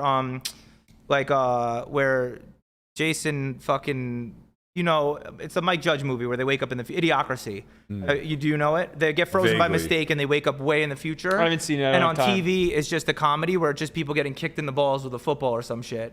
And it's like that's not the level it's funny at. The level it's funny at is both a guy getting hurt is funny, but just the idea that somebody would even think to do that, like a child. like how outrageous is this? It would work. Yeah, it's like multiple levels. Like I'm on the next level than you, Matt. You're a mid-stakes. I Like really don't you're a think shit that's rag true. right now, and I'm like I am Phil Ivey. That's what you I'm are. not If you so were sure the that's Phil true. Ivey of No, humor. I'm not the funny. My understanding of the game. The thing is too is like I have no problem with like low He's bar. me and I'm Phil Ivey. I have in no poker problem with low bar comedy. humor. I think one of the funniest comedy scenes in a movie in the last decade is in Bridesmaids, whenever they get diarrhea and are shitting in the street. Like I legitimately think that's generated the biggest belly laugh out of me that any movie has generated in maybe the last 10 or 15 years. This is why these things are doing well. No, I don't know that movie. I think it's funny. You've never seen Bridesmaids? I've seen parts of it. Don't do that to me Come with this on, like we do to man. Landon. You never see Bridesmaid? Get the fuck out. What are your favorite movies ever? Do you have time for any movies? Have you ever seen any, Landon? I've seen parts of Bridesmaids. I never watched the full thing. No, what are your favorite movies ever, though? Period. Not comedy or not? I like Christian Bale movies, honestly. Christian Bale. Christian Bale movies. The blind movies with Christian Bale in them. No. Wait, have you That seen was funny. That was good. Have you seen The Machinist? Did you see the I joke love I The did there? Machinist. Wow, I love The Machinist. That is not a film a lot of people have watched. That's a great movie. It's very. I actually own the DVD. I've only watched it twice though. I love that movie. It's sick what he did for that role. I know. Just he lost so much insane. weight. He said he was eating an apple a day and smoking a pack of cigarettes to get to that. I think he was like 127 pounds or something. 118 It was pounds. ridiculous. And then And then he did Batman they right needed after. I was gonna say they needed Batman. Yeah. Because Christian Bale, you're a beast. Christian Bale, I prefer. Christian- I like the blind actor Christian Bale better. Uh-huh. But what other are your favorite movies? Favorite movies? Probably you're gonna say like Spider-Man 3. No. You probably didn't even see Spider-Man that. 2 is a good movie though. Yeah. I saw that one in theaters. How old were you? I was like 8. Jeez. Spider-Man 2. Spider-Man 2 is a good movie. That might have been one of the first movies that I ever went to, like where I saw the premiere of a movie, and I will never do it again. Oh, because it's just waiting in line for no reason. Stupid. No, A, that was kind of down bad. B, the audience was really down bad. Where they 'cause- kept shooting Spider-Man jizz on you, like all the no, cosplayers. no. It was just people just talking and screaming and like phones everywhere. Like it was not a good experience. I wouldn't do What it type of neighborhood was it in? again. It was a nice place. What do you mean? It was You know what I'm saying. it was a good place. It was fine. It was Florida? fine. Yeah. Oh, there's no nice neighborhoods. You're just doomed. Boca, I'm man. in Boca. Boca. No, I'm joking. Of course there are nice neighborhoods. And Naples has like 2 blocks. That's really nice, right? Yeah, good movie. I like Good Will Hunting. That's a great movie. Yeah. That's about you, a young genius, fighter, sexy, smart, stuck in Massachusetts, right? You could relate a lot to this. Yeah, I'm in Massachusetts as we speak. And undiscovered, and you have a therapist who's Robin Williams and such. Yeah. Keep going. The Blind Side is probably Matt Berkey's favorite movie. No, it's Conrad's. Lifetime. Conrad loves that movie. Yo, that is the biggest piece of shit movie ever. The Blind Side is Conrad the loves that biggest. movie. I can't. How it was nominated for Best Picture? Okay, why do you hate it? Because it's so fucking like this. It's made like a Lifetime movie where there's no reality. There's no actual. You know It's this is based on a you know true this is a true story. story, No, right? but the way it's portrayed, there's no actual like conflict resolution. It's like the one scene is like her going in like, I'm gonna get him back out of the projects, like I'm a tough Southern lady. It's so fucking corny the way it's made. The musical timing, it's just like it was made like it's a Lifetime made What's for your TV favorite movie. movie? My favorite movie is Goodfellas, probably the easiest to watch. I I've watch never it a seen that million one. times. It's very easy to watch. Great. I actually was disappointed the first time I watched it because I was amped up so much. You've seen Goodfellas? Yeah. That's the closest I would ever get to being like, you never seen blah, blah, blah. And I held it in. You see how I did that? Matt, take note. Take fucking note. Okay? It's different. He doesn't come from that culture. He's not Italian. So, there's a I like huge, The Godfather. That was a good movie. Yeah, there's a big difference between like what the Northeast has seen or must see compared to like South Florida, Texas. what must they see in South Florida? Like, That's Gator my point. Alley? The culture is very Or different. fucking Like wild things to place in Florida. If you're from that little area in the Northeast, That East little Coast, area that like controls the world. well, right, but the land isn't very big. The land of like Boston, New York, Connecticut, Okay. Pennsylvania, whatever. What are the must-see movies there that you think someone in the South like might have not seen? Like Goodfellas? Yeah, like a lot of those mob movies. You're like saying a lot of Goodfellas, Italians are Godfather. corrupting the people there? No, it's not. It's not that they're corruption. It's just that that's the culture of that area. It's a lot of immigrants. It is, and it's relatable because they take place in New York and shit. Like, Yeah. I'm sure many more people in Texas have seen Hell or High Water or whatever, like recently that came out. Yeah, or the No Country for Old Men. Well, that movie just transcends all. That's fucking great. Yeah, my Really, favorite. I hated the ending to that movie. I was so disappointed by the ending. You know what? I probably need to watch it again. I've only seen it once. Yeah, But I remember walking away hating the ending. I could see that. I didn't know what to make of it when I first saw it. I went in. I hadn't seen a preview or anything. My friend was like, "Yo, I'm taking you to this movie. It's sick." But I grew up in a real, much more, as you could tell by our comedy choices, highbrow, artistic, New York City. Fuck, buddy. No, just because I happen to like Eric Andre doesn't mean I also love Dimitri Martin or somebody. But I'm goated with the arts. But I mean, I did go to performing arts high school in fucking Manhattan. Like the movie Fame is based on my high school. And this is where you ended up? This is where I ended up. But listen. The Fargo is one of my favorite movies ever. That movie is fucking amazing. Landon, you seen any of these? Stop running Sims. What movie? Fargo. No. And then maybe. Did you ever get into the FX show? I don't watch TV show. Honestly, don't watch TV series because I need a 3x structure. Who's got time for I need TV? resolution. And what with the kids and my poker career and my YouTube, I have time for nothing these days. I might chop my hair off. Right. You've What become a other Long movies, Island Ryan? Karen. Moon with Sam Rockwell. This is an obscure one, but like of the not mainstream bangers, it's fucking. I mean, I love sci-fi movies like that. I love Dune. Dune this past year was great. I mean, heard of that a Dune was very mainstream good. one. I haven't seen it though. But and then a bunch of fucking other ones. Blah blah. What I don't know. I think you'll probably hate this. Drive. I've watched like 4 or 5 times. Drive is fucking one of my favorite movies ever. That reminds me of Crash. Have Is you a seen? very good No, movie. those are No, I'm Crash is hackable. You're just Just doing the Neanderthal word association. Yes, just that was the- worth just- saying out just the loud, Matt. That's like a association. me contribution. Like the name Drive. That reminds me of Crash, which Yeah. reminds me of death, which reminds me I'm ending the show because I'm sad. I think Princess Bride is actually in my top 5. I never saw it. That's remarkable. I've seen a princess and a bride before. It's You've seen a it's an princess 80s before? movie. No, I haven't. That's a lie. Good call. Yeah. It's an He 80s said he wasn't movie. going to interrupt the show. He said he saw a princess. This guy's just a liar. It's an 80s movie directed by Rob Reiner with Billy Crystal in it. He's taking notes. I don't know the name of the lead character, but he was also the lead in Saw, the original Saw. I don't remember. Saw. I like Saw movies. He was who the scene opened on that was chained up. I can't remember the guy's name. He was also in Robin Hood, Men in Tights. Anyway, it's a rom-com. Fantastic. If you haven't seen it, you must. I think it's. Don't tell me that. I get why Landon got so defensive. I mean, you just have to. I didn't get defensive about it. No, I'm not trolling you. I'm trolling him. I get you're not trolling me. I'm saying I don't get defensive about it. I literally just Andre do the not have time Giant's for in these it. things. Oh, can't miss a wrestler I never gave a fuck about, but know his name. The guy's fucking 7'6", man. He's a fantastic actor. Like, look, they got these short little midgets in it. They got giant people, fat people. How are you gonna miss a blockbuster like that? What movie? He said Andre the Giant's in it. There's a big 7'6" guy as a reason to see a What movie. movie? The Princess Bride. Oh. Have you ever seen the meme? But have you ever seen a 7'6" guy? For real, I mean, you gotta see that movie. Have you ever seen a meme or the meme? You keep using that word, but I don't think it means what you think it means. What? That's the meme. That's the meme. What word? The meme. No, I'm saying, what the are you meme is the about to apply it to? The meme no, is I'm the saying sentence. it's from that movie. Oh, That okay. meme is from the movie. The line is from the movie. Or the hello, my name is Inigo Montoya. You killed my father. Prepare to die. I don't care. You don't know any of these references? No. Christ Almighty. That's because he's like technologically unadvanced. Me? Yeah. Because like that's Zoomer culture. Like memes are Zoomer as fuck. Even I know that meme. If you don't know memes, like you're getting old. I keep this guy young because he knows me. Yo, I want to know how else I'm old, man. You look like a rugrat. Well, let's keep with physical appearance. Which one? Keep going, Ryan. Sing the song. That show might be. It might transition all generations because I think it started transcend. You mean? Or transcend all generations. Transition them genderly. Well, it might transition them. Phil and Lil are gonna transition every gender. It may transition them too, but I think the show originated when I was like 14. Yeah. And you watched at 14? I vaguely remember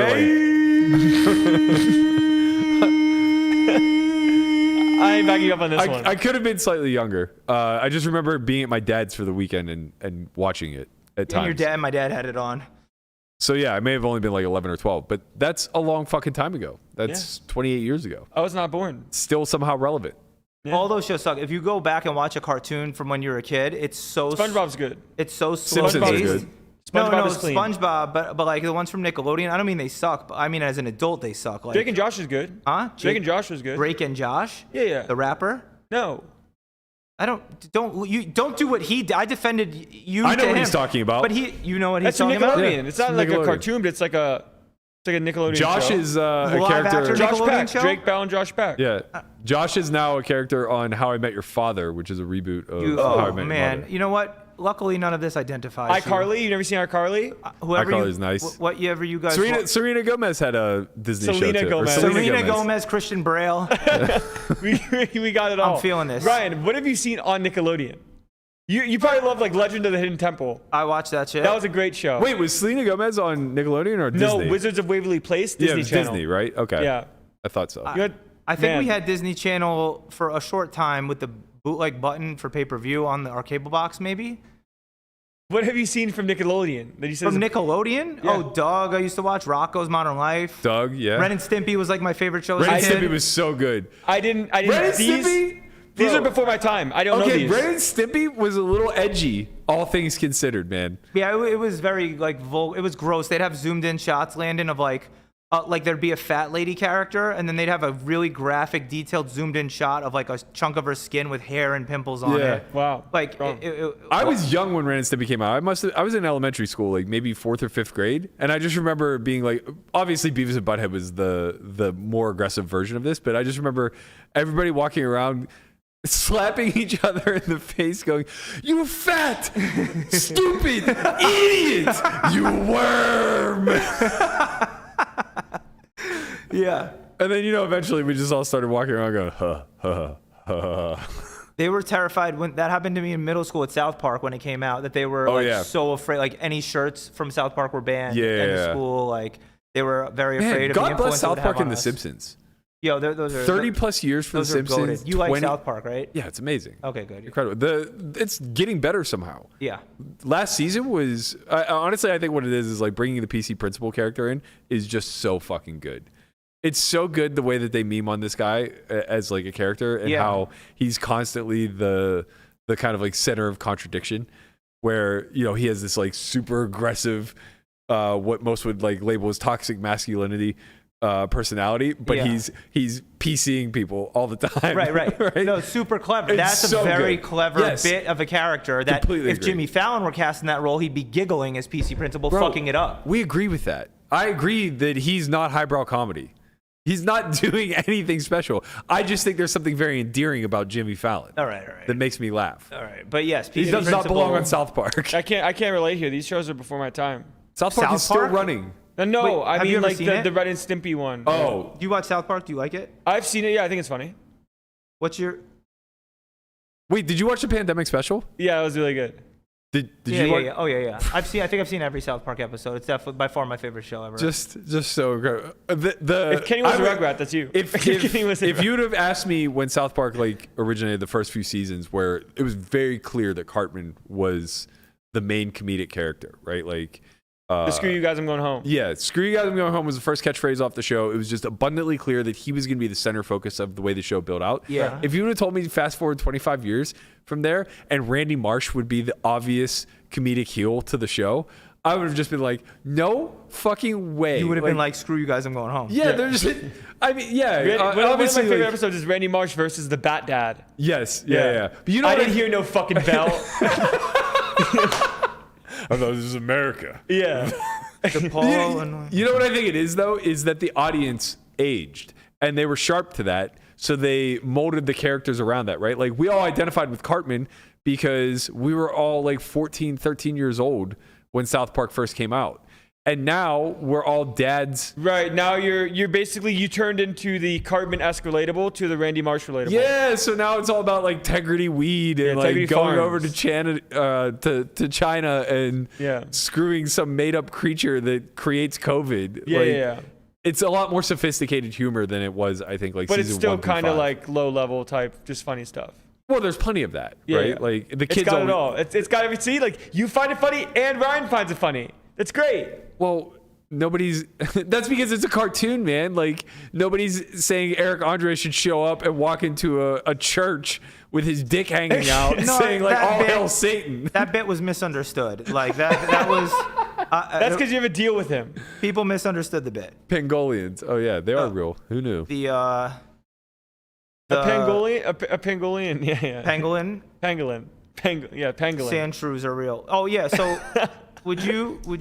Why do you look like this? Why is your hood in front of your face like this? Look at He's got dark side like Chin. Look at him. Wow, look at this. Look at yourself on the screen. He looks like an idiot. He looks That's like not if Kenny me. from South Park turned into Rugrats colors. That's me.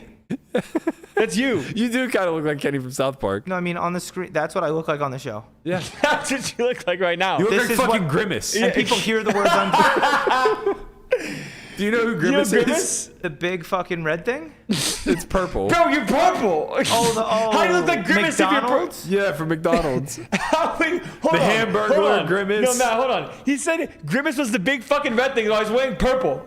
He's not smart. I was thinking of established this. Gossamer maybe, but Who? I don't look like it at all. Listen, You look like Grimace. I need to get this off my chest. Look, can you pull up an image of Grimace, please? Oh my gosh. We need a Grimace image. No, stay like that. No I'm one's not gonna gonna speak. move. I'm not gonna Wait, move. wait. I'm not Jimmy Fallon. I'm not gonna torch the A bit. little trivia for you. We looked this up like a week ago or so because we were talking Grimace. Do you know what Grimace was supposed to represent as a character? Humanity. No. Hold on. Let me think. He's literally supposed to look like something. A orangutan. No, you'll never get it. Eggplant. But I'll enjoy the guesses. A purple teardrop of blood and red and blue. Oh, the gang's coming together of Crips and Bloods at the time. A that taste equals bud. purple. A taste bud. A taste bud? Yes, Grimace was meant to be a taste bud. Well, I'm your taste bud today because I got better taste than you in comedy, motherfucker. Let's go. I'll be Grimace. Why are you wearing it like this? Because I'm uncomfortable because my fat double chin. Somebody said DePaulo's annoying. One comment, and I am. And this is why I don't glance at the chat because I have OCD after. But listen, can I talk about the characters that these fast food chains had real quick? Yeah, the Hamburglar. Since we were on no focus direction, please. The BK Big Kids Club had a crew of little kids or whatever, right? Oh, you were BK kid. No, I was a member How of neither. rich. My mom was like way about dieting before. That's why now I eat McDonald's when I can. Wait, what is this? I don't know. It was just like the same crew. They have the Hamburglar, the fucking naked lady, whatever McDonald's had.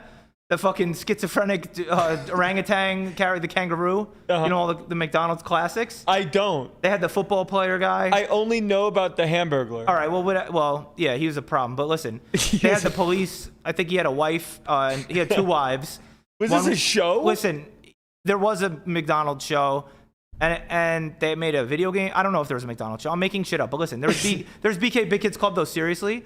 And I went to get a haircut the other day, right? And they were like, at the BK Big Kids Club? Listen, and they asked me, what do you want? And I had a flashback to when I asked my parents, can I get a haircut like the black kid in the BK Big Kids Club who had like a flat top high up? Mm-hmm. And listen, and the awkwardness of them explaining to me why I couldn't have that type of haircut was the most funny thing in hindsight ever for like 10 minutes in the car. Sure. Me being like, wait, why can't I have hair like that? And they're like, oh, well, you like, and I was like, I don't understand. Like, and they were like, they didn't know how to explain it. Right. I wouldn't know how to explain it. Yo, this is the best. This is genuinely the best comment to ever come out of chat. Maybe ever in the history of Solve for Why. Somebody said Ryan DePaulo's brain is full of pop-up ads.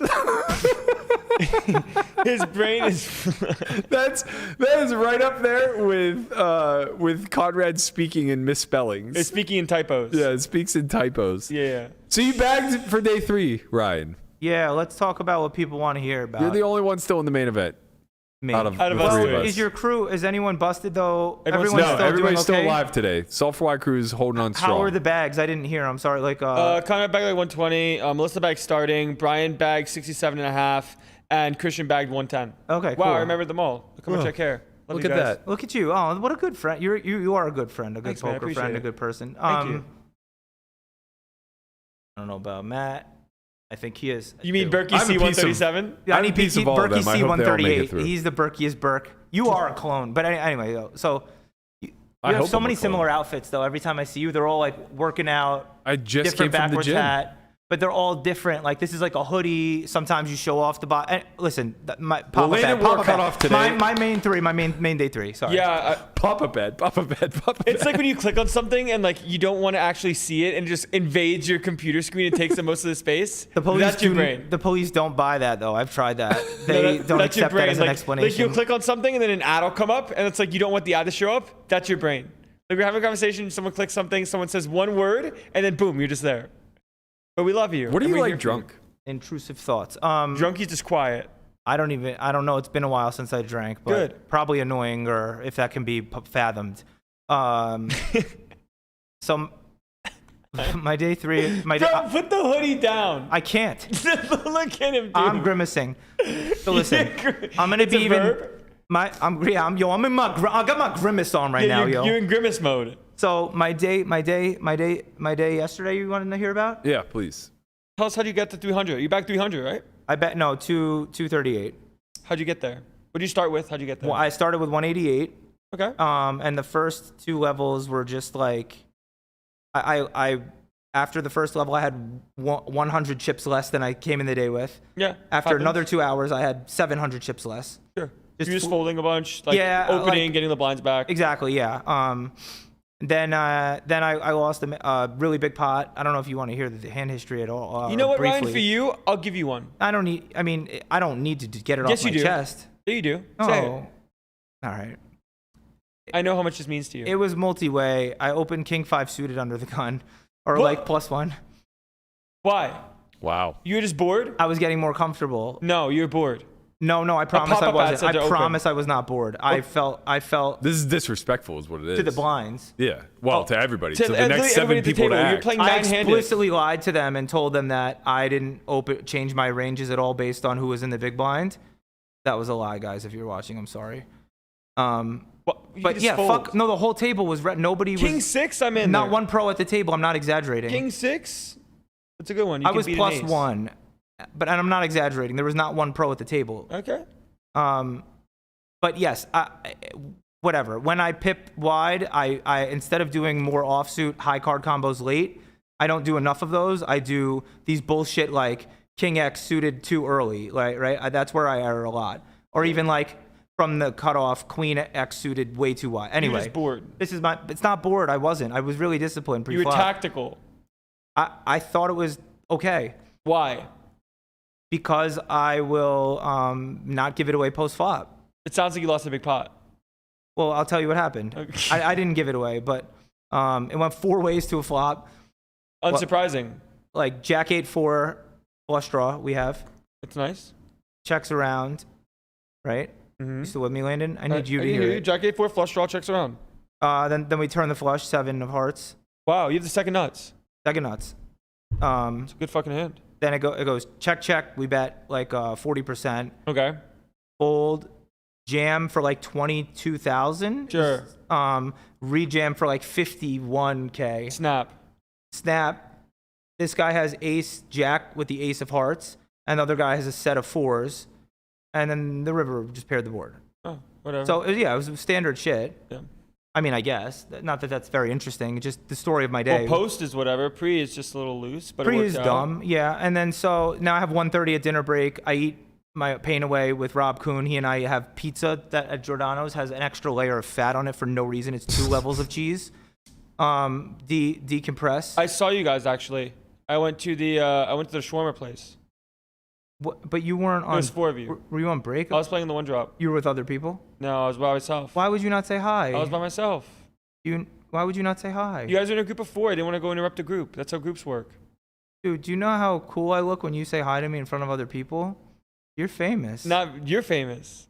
You're Grimace. This, both of I scratch my back, you scratch. I scratch my own back. You scratch your back, I scratch my own back, and then we get together and we talk about it. So we come. Matt, you want in on this? So we got like 1:30 on dinner break. It feels like that's a lot. That's a lot of chips. Yeah, I would have fucking snap signed up. You start with whatever. Then we come back and I just started chipping up. Like I made a hero call, like way wild, fucking stupid out of line, but probably like I live read a couple times, which I very rarely do. But these guys were like, I asked a guy, I literally asked him like, oh, I thought we were friends when he bet the river, and he responded so nervously. He's like, we still are friends, and I just snap called and he was bluffing. But that was gangster pot. Picked up like 25K there or some shit. Then here or there, give some, take some. Then you won ace king versus queens. That's the main hand, yeah. But I really did play well yesterday. Generally, subjectively. I played poorly day 1 in hindsight. Matt's is correct that I was too much passing on what may be plus EV spots because of fear or something, right? Well, you need to know what happened to work out. You need to know what's plus EV and how much EV you're actually accumulating. Yeah, which I wasn't sure of, which is a big factor. But yesterday, once I was very comfortable at the table, I was not afraid to get in 2 hands post flop a little bit more. I was opening under what a normal range would be, 200 bigs day 1. Yeah. With a big blind ante. I was pipping under that. That's not a thing for Ryan DePaul. I never pip under what's appropriate. But yesterday I was like doing what I should, like a plus a little bit. Sure. Because I wasn't afraid. I just think there's a stigma about busting the main on day 1.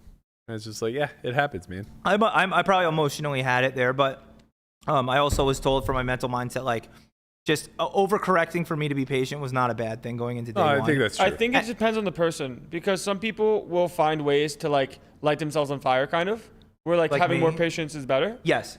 Where other people, like where they understand the constraints of the game and like kind of do what needs to be done, so to speak, don't need to have as much of a leash when it comes to that stuff. Yes, I need to be leashed for sure. Like I think that I think that's a very good. You got to put the rugrat in the playpen. It's weird. Like I'm in the player profile who can like be good, or like a player who can look good for one game, or put together a coherent thought. You can put together like a good level, but like you can't put together a good day. Yeah. But you just got to see this one hand at a time. But is that because I don't know every spot, or I have no bad mental game? No, I just think that you just get impatient. Yeah. You just get pop-up ads. You just see King 5, like, oh, I want to raise. Right? You just haven't played in a while. You see King 5, like, okay, sure. I mean, maybe. A little bit. That can happen in the past, yeah. And it will happen in the future. We just got to see it like hand by hand. It is pop-up ads. That's a good... It's a weird fucking... the mental game of poker is real, but you know what's so hard about that? Yeah. You need to be mentally healthy to fix your mental game of poker. Yeah, that's why we got 75 hard for you. What? That's why we got 75 hard challenge for you. Oh, thanks, go fix it. I forgot about that. Fuck. Yeah, you about to become a leather biker if you want to or not. So you better want to, because it might be miserable. Well, you know what we'll do? We'll get some songs from Grease going for your intro too. We'll get Grease Lightning going. I like that. And then we'll walk in with you. And we'll get a speaker and a boombox, and we'll follow you as your grand entrance. Ryan Apollo enters the main event. I think that's what we do. I think next year we overtake the Hellmuth entrance. I mean, by we, I mean like you know, we're your entourage. Yeah, and you're the spectacle. Am I a villain or a hero though? Clown I'm a gay biker. I like at least you're just a biker. You can be whatever you want to be. But at least Hellmuth had a clear like he's the villain role. Like it's a little cocky. No one would come in like I'm the hero role. Well, I mean, he's come as Caesar before. Well, Caesar was a dictator, not like really a hero, right? Sure. Or we could just build it up like you lost a prop bet, and then here you are. Oh. Yeah, but more importantly, you'll still help me thunder. We're going to do you guys are going to register at the same time. You guys are going to enter at the same time. How sick would that be? We're going to Ryan DePaul biker versus Phil Hellmuth, whatever he's going to be. How sick would it be if he's just a shirtless construction worker? Or we just send in a shirtless construction. No, it would be sick if when Hellmuth. I'm down to do all these gay ones like this week, but I think that it would be great if Hellmuth, if I just ran out there with a lightsaber and as Luke Skywalker and started fucking hitting him, what he would have done. See, that's the Eric Andre in you. That's not fucking funny. That is funny. If you saw Phil as Darth Vader and then like you had a costume and like you went to a costume store and bought a Luke Skywalker costume and brought a lightsaber and go look at Phil and just like stare him down and just be like, I'm here to fight you. Do you want to know what that would be to me? That would be taking a very cringe entrance and amplifying the cringe by That's 100. what makes it funny. No. Cringe does not make me laugh. It makes me want to crawl into a hole and die. Right, but you're not the one involved. You don't have to be the cringe one. You're watching it happen. I get embarrassed for others very easily. I get that in certain things. I empathize for others in those instances too. What? I empathize for others in those instances too. Oh, like if you did that, I'd be like, man, like this guy's cringe. But there's a lot of movies I'll watch that are like rom-com or whatever, and the guy will be shooting his shot in like the worst, most embarrassing way possible, and I almost have to avert my eyes. You cringe at movie scenes? Yeah. I cringe at movie scenes too sometimes. I have to avert my eyes. Some It's movie just like, scenes are come so on, down man. bad, I just can't do it. Down bad. What is this new slang? It's just not a fun time. Did you Just get down. it from TikTok? No. Or one of your little kid apps? Is it one of your pop-up ads? What is You're this? gonna be a great dad. Down bad. Down bad. What do you think it means? Like if I told you, Ryan, I'm down bad. No, right I could now. figure it out. I'm not. Okay, so that's what it means. But why do you don't need to resort to that, Landon. You got a lot going for you. You got down bad. You got down sad. You got down mad. You got it all. I'll tell you what's down bad right now is day 2D of the WSOP. Why? It is an absolute the late reg line? clusterfuck right now. Yeah. It's apparently like a 2-hour line to get a seat. Oh, if good. you're Yo, late I want them registered. all sleepy tomorrow. I'm so happy I played the day 1A. They It's don't have a day off between 2 and 3, these guys tonight? Correct. So if they're delayed, that's fucking amazing. So they were They're not delayed like delayed. 15 or 20 minutes. A few things happened. One is speculative, but apparently what is confirmed is Scotty Nguyen. This is speculative, but it's confirmed. Well, one thing, what's confirmed is that Scotty Nguyen was handed out a 1-round penalty for pocketing chips. What's speculative? What? Yeah. Are you serious? Yes. You call the floor, it's gonna be all over, baby. What is speculative is that people You said. check my backpack, it's gonna be all over, baby. I got a lot of fake chips in there. So. Yo, was that in his course? Was that in his... No. You check my pocket, it's gonna be all over, baby. No. You're gonna find $100K. that I'm I not even paid in play yet. $2,000 with this hand. I put $60,000 in my pocket. So the speculation going around is that he late regged, got chips, and then tried to apparently get chips again, saying he never got. Maybe just like forgot. So he's trying to get like double starting stack, but that's just speculative. That's just what Shaniak said. He said he heard from a credible source. Oh, I thought you said that was confirmed. But what is actually confirmed is that he did pocket chips and they gave him a 1-round penalty. They gave him an orbit penalty, yeah. Wait. So like he got his chips for his table and put them in his pocket, and that's all we know for a Yes, fact. that for sure And happened. that gave him a 1-round penalty. Correct. Well, he's a sober-minded, like very honorable poker player. I feel like if someone else did this, they would be banned forever. Yeah. No, not if the second part is true. If all he did was get his chips and by mistake just go like this because he's like wasted on Coronas or whatever, that's men. Well, I'm saying, what if this? Well, it is kind of strange because they say very blatantly that if you pocket chips, those chips will come out of play. But I could see you forgetting when you're late regging. Of course. Instead of table transfer, they remind you when you're late regging and they just give you the card and chips like this few. I could see you being like, oh, whatever. You know what I mean? Yeah. I just think that if someone did this and wasn't like a notable figure in the community, it could be different. Agree with you. I agree with you. My best guess as to what happened, if I have to play this out in my head. Okay. As to what logically happened. This is the Matt Berkey fantasy of the situation. Well, no, this is going down the path of like he was doing it to scum. Let's call him Scotty Chin then, because so you don't get sued, even though Scotty Nguyen doesn't know how to sue people. So this is how it plays out in my head. If he was doing it to try to scum, Scotty Chin was. You get the chips, you put them in your pocket, you go to the bathroom or whatever, and then you go to your table and you give them the seat card and sit down. And then say, I need my chips. And the dealer goes, you should have your chips. And he goes, no, baby, they didn't give me any chips when I signed up, baby. Like, where are my chips, baby? Scotty Chin talks like, well, like Scotty Nguyen. And, then the floor gets called, and he's like, oh, shit, I forgot. Oh, you know, shit. baby. I totally forgot, baby. I took a piss. That's crazy. Right. What are these doing here? What are those? Main event start stack?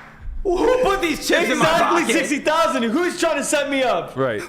That's what I imagine in my head happened if he was trying to scum. If it were an accident. Who's clowning me with this prank of putting 60,000 main event starting chips in my pocket? That's what that guy was doing. It all makes sense now. I'm so stupid. Now, if it were an I had accident, to really take a shit first. Sorry, guys. if it were an accident, I imagine that however he got from signing up to the table, he just had pocketed the chips, sat down, and then just pulled them out of pocket, and everybody at the table was like, "Yo!" How does he get from his Can't do house that. to the casino? How does he get from bed to the fucking living room? Yeah, I mean, like, I don't know how he's a real person. no professional pockets chips. Like, obviously, there's no scenario where I'm you're more doing interested it on in Scotty accident, I Nguyen don't having think, a full but life. That's a sixth interruption. You were still mid-sentence. It's fine. No. But did his masterclass course talk about this? I know. No. I know. It didn't. No. No. I have a certificate. I'm a certified Scotty super mover. And nothing about double stack. Nothing about no double stack strategy. How No does double he- stack chip attack strategy. How can he think? You have to be really dumb to think that exactly like whatever it is, two greens and two reds Yeah. times 2 is not going to get noticed that you have exactly 120 in big chips, and you're just sitting down. Like, how would he put them in play when he got moved? Maybe or later? slowly. Oh, as he gets the different As you denominations. chip up, as you chip down, as you get different Oh, I didn't even denominations, think you of just that, like chuck yeah. a chip on, sneak it like on the real sneak, like. But what if he doesn't do it before he busts? And he's Right. like, oh, hold on. Yeah. Rebuys. He's not to go out, he's not to go all in. He's covered by the guys. Like, yo, I got this guy covered actually. Like, just pulls out 50K. Yo, I don't know, but apparently the lines are just massive. Polk tweeted recently that he'd rather play heads up instead. Yeah, he's not here for the lines. He's gonna want to play heads up. So honestly, like this could now still prove to be the biggest main event of all time. You keep saying that Melissa was right. these lines are unavoidable. How can this not be avoided? This has to be avoidable, man. TBIC. There aren't enough. No, this has nothing to do. This is just is exactly what Melissa said last time. This has nothing to do with registering. Oh, this is just having the extra line after you register. It's the line to get seats. There Yeah. aren't enough Okay, seats. but how could this not be avoidable? Have more workers. Don't allow day 2 sign up. Oh, sure. Oh, well, that's a lame. Well, if you want to correct for the problem. Anti-degen. I'm not looking for real solutions. Well, No, I what mean, happened is that they got people began to realize registering on day 2 has a lot of fucking value. You get 75 blinds. That's a lot of chips. And a lot of people who aren't good at 300 big blind poker decided to come on the best day 2, which is today. And it sounds like they got hundreds of people, maybe 1,000. Melissa was right. She thought that there was going to be a lot of late entrants for day 2. Yeah, I thought a lot would be like 200. Yeah. But it sounds like they may have gotten like 800. was day 1D objectively like better than the 3 before it? Had to Like be. from what you heard? Yes. It was 3 times the size as the next biggest, which was mine. But just size obviously equals more Rex. Like, Yeah, by nature, what's going to end up happening is the larger the number becomes, the fewer pros that remain. There's only a finite so number many. of pros, Right. So the more you dilute the pool with large numbers, the less talented that pool becomes. Just by factor That's how of, numbers work, yeah. of limitations, right? This has been Matt Berkey in numbers. I was trying to explain this to somebody, and they were having the hardest time. They're like, well, doesn't it stand the reason that, like, if day 1D is the softest, all the pros will show up? I'm like, yeah, but, like, if you have a rock and you throw it into a tiny glass, that rock is very meaningful. It's going to make a big splash, right? But if you have a grain of sand and you throw it into the ocean, it's not really significant that grain of sand ever existed. I don't follow. I'm like, okay, well, there's a lot of fucking people, and not very many of them are good at poker. It stands to reason you're going to have a pretty soft day. yeah, I guess. And then it carries forward into a soft day too, also, obviously. How big was it? 4x like day 1A or something? No, yes. I think they got a little over. So it had to have been the best because I don't think that 4 times as many good pros that I know played day 1D Correct. than day 1A or whatever than any of the other ones, for Right. example. So It's almost Yeah. impossible for that to be the case. yeah. So Doug Polk has to play. I hope he plays. He came here for that. He did. What? He did well, do that. he has He did another. He did come to Vegas. He has to play. another I hour know. and 20 minutes to register, so I'm sure he'll find a way in. He better play. He's Everyone that registered is in the line is going to play. No, I know. I know. yeah, I'm that's true. saying That's true. I hope he doesn't walk in unreg. I don't think. No, he's gonna I don't do think he that. will.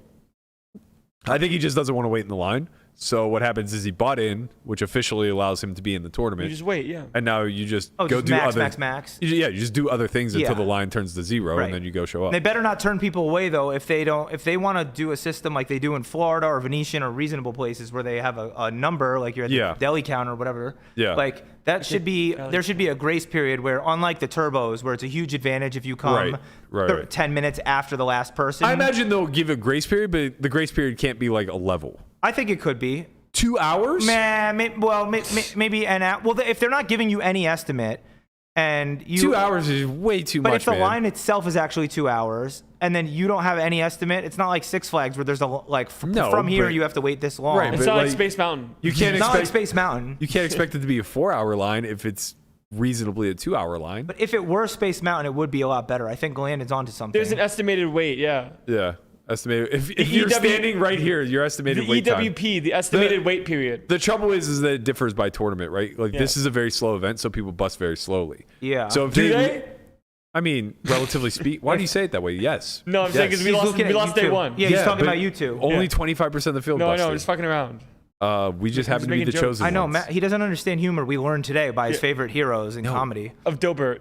Of Dilbert and I understand and Jimmy humor Fallon. fine. I just understand when you guys aren't funny also. But we both think each other. If I think Ryan's funny and Ryan thinks Nope. I'm funny, Nope. but Nope. we don't think you're funny. No. Someone's a common denominator. No, that's and it's not, you. That's not the way it works. First of all, I'm fucking hilarious. Second of all, Grimace and I just shared. We shared a just stare. like, did a move? do you think spit it's take. possible for them to get enough entries to crack the Jamie Gold year? I think they needed 1,050-ish coming into today. 1,050-ish. Yeah, I think. No, Jamie Gold's year was like 8,700, right? Yeah, I think- 88. I We think had it was 82 total after last night. Oh, okay. Oh, yeah. Sorry, that was going into day 2 total. So yeah, so they needed like just over 700 today, Yeah, or just over 600 maybe. Based on the lines, I don't know. I don't think it's. I don't know. You guys know the main event more than me. Like, I don't. What do you think? You think it's possible? I did not think it was possible coming into today, based off of what they're saying about the lines. I think it's probable. Why is there a fucking line though? Get more tables open. Like, How? Fuck the daily deep stack. It's too late, man. They're already running. It's not the daily deep stack. It's the That's a- 1,500 people playing the little one. Well, fuck the little one. Well, it's too late. Fuck everybody. It's too late. It started. But What can you do? Predict. I mean, yeah, I guess. Here's the biggest problem, I think, is that I think if the correct way to do this is if you want to run day 2 registration, everybody should have to register the night before. Yeah. So instead of letting it be open for 2 levels, Yeah. you just close it as soon as one card is dealt on day 2. Reg is closed. How do you do table draw? Just late reg, regular? Like you show up with a late printed ticket? Yeah, that's fine. Like you do it that way. But the thing is now you have an exact count Yes. of how many people are starting the day, Yeah. and you can prepare for it. So like if you have to push back the little one by an hour or 2 to have table space, then you do that, right? But you can't make corrections on the fly. Little one was scheduled to start at noon. It started at noon. You know, what were they going to do? They're not going to turn 1,500 people away who have $1,000. How much you want to bet? They don't even have the prize pool like figured out by like 3 levels into fucking tomorrow or some stupid shit. I'll take that bet. You think they're not gonna or they will? No, I think they will. For the main? Yeah, for sure. I mean, But the like- housewarming supposed to be a marquee event. They didn't know the payouts until 1% of the field was left. That's egregious. But they were also paying out people on day 1. That's a very different So scenario. that's why they fucked up. Yeah, but it's a very different scenario. It's a lot more difficult I to think calculate. their accountant is overwhelmed with the calculator over there. He's just like, God damn it, Jim! yeah. Can you get some order here? Somebody called him Jack Biffle yesterday. It was like a Christian Braille and whoever else bit. It's like someone was like, no, Jack Biffle spoke to him, and I like calling him Jack Biffle from now on. You can call him whatever you want. If you're calling 17, you're calling 22. Just don't call him late for dinner. Yeah. Do you look forward to getting the "Can you please stand up" interview from Jeff Platt? Yo, he texted me last night. Said, "What table are you at?" 20 minutes late because I'm playing the main. I answer, and then he doesn't appear. I think that I am excited for it. I'm excited to be on the feature table. Actually, Drew was asking me. Bet on Drew was saying, "Would you rather have?" And Landon, maybe you can chime in if you give a fuck. Sure. Would you rather have like one or two other good pros, but you get to be on a feature table. I mean, your goal is not as explicitly to get known as mine is with YouTube. But Sure. would you rather sacrifice one or two other known pros to get on a feature table, or just have a table of all anonymous nobodies like hidden? I'm a fan of the feature table. I like feature table. Yeah. You're out of your mind. It's not even close. What? You want the table of dreams. You want the table of dreams and secrets? Always. If you want the feature table that badly, then go deep in the tournament. You'll get there. Right. That's what I was saying. The final table is guaranteed when I get there. My scenario yesterday, I thought I might have had a sweat if Antoine Winfield, the NFL player, and we had a lady at our table, a lady, an NFL player, me. Maybe there's a sweat. I don't know. But none of the other guys were pros. I don't know. They're leaning very heavily into the Barstool partnership. They're partnered with them. I assume It's all corruption. I don't know. It's all fucking corrupt. There's like some loose affiliation between the two, I think, but they're trying to bring in that audience for sure. So I mean, that's a good move. No, and then Adam 22 was on the feature table with Brian Rass. That made total sense. Obviously. Yeah. Like- That was the main feature, and then the side was Carrie Katz, Maria Ho, and Fuck that team. I could give a fuck about either of them, honestly. I really don't care about Carrie Katz or Maria Ho. Well, it's his gameplay. company, so you know, of course he'll he do what wanted to be on a wants. feature And table. she's an ambassador for his company. Rigged. He actually doesn't want to be on feature tables. Really? Yeah, he tries to avoid it as much as possible. But when his ambassador is there, I don't dislike them, but I'd rather know how like Steven Song is doing, a random player who I like their play and know a little. I don't know. I don't think that's common. Nobody else gives a fuck. But I'd rather know than find how Rampage is doing. If he busted probably hour 1. He's still not even in the Did he tournament. bust day 1? No. He regged day 2. He's waiting He's in the line. line right now. Oh, because he was at the MGM, The down bad which didn't line. overlay the MGM somehow. Yeah, because late day 2 reg. They actually made an adjustment to their registration process that allowed it for one more level than advertised. Is And that- it allowed them to hit the guarantee? Do you think that's wrong on their part? Are you allowed to talk about this? I don't know, man. I saw them go back and forth on Twitter. A lot of people were upset about it. It's tough. It's a tough spot to be in for them. They thought they were going to overlay massive, and it was a big byproduct of WSOP changing their scheduling. So it's like, I don't know. The fact that they didn't overlay at all kind of makes me think it stinks. But whatever. Like, these are the small gripes that we're going to have in the community. There are a lot bigger fish to fry. Like what? I think like cutting guarantees day of is significantly worse than opening registration for a level longer. Oh, yeah. I'd agree. That's happened. Yeah, MGM did that earlier this summer, as did the Orleans. I think the Orleans Didn't the Orleans just give up on their canceled. series? Yeah, they just canceled. Well, a bunch that's of stuff. different than the day of. Like, that's almost better than. I think it began though with them either canceling or reducing the guarantee. That of sucks. something People day travel of. to come play in these shits. You know, man. I mean, that really blows. Yeah. It's disappointing, tough. but you don't owe. But the overlay thing, I don't think you owe people an overlay. Like, I think that as long as the clock isn't paused or some stupid shit where the levels get longer, if it's the same structure and you want to let people buy in a little bit longer within reason, as long as they're not buying in the money. Yeah, it does hurt the EV of everybody who Yeah. is still in though, and it increases the EV of everybody who takes advantage of it. Those stacks are worth more than the person who bought in from level 1. But yeah, I don't know. It's dicey. I think that we have a lot to fix, and most of it just comes from standardizing rules. Like, we just don't have a lot in the way of precedence when it comes to this stuff. We just let each operator individually operate, right? And then we try to let it be a free market where, okay, we as the consumers will just judge and we'll stop going to MGM if we think that this is shit. Nobody stops going. Venetian's been doing shit like this for a decade. They're still one of the most popular tours in town.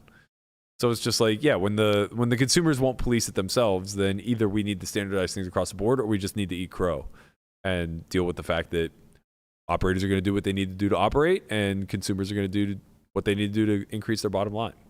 ACR eats overlays and they just do it, and they're good about it. They're like they like tell us, yo, tweet it out. We would prefer to not fucking overlay, or if any of you are home, can you play this shit? Like, and we're not. Well, online falls a lot closer to the standardization though, right? Yeah. There's not a lot you can do online that will allow you to get out of an overlay. Yeah, they can't restructure it midway through. Correct. And they can't cut it.